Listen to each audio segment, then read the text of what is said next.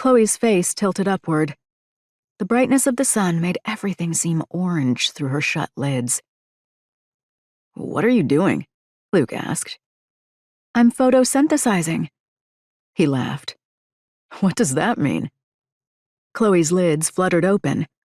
She glanced toward her boyfriend, wondering when the edges of embarrassment had started creeping into Luke's laughter.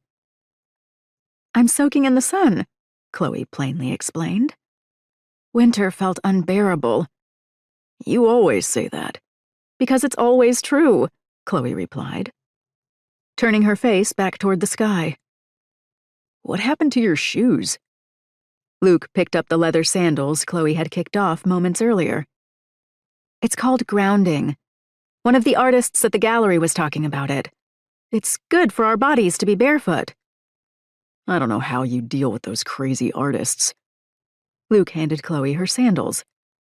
"Maybe you could test this theory somewhere other than Central Park. There's no telling what happened on that patch of grass.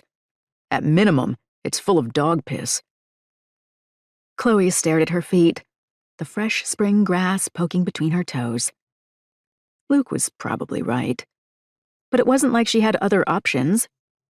She suffered through the unbearably cold winters surrounded by dirty snow and too much concrete. She needed warmth and fresh air and nature.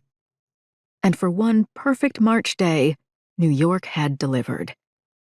It was a tease. Next week, she'd be bundled in a parka, and the weather report would threaten snow. But New York always gave Chloe one warm serotonin-boosting day, and she wasn't going to waste a minute of it.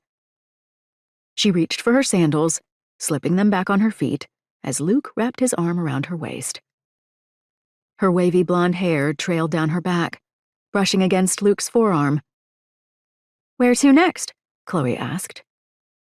Luke had planned an entire day of birthday surprises. He had woken her that morning with a deep kiss and a gleam in his eye.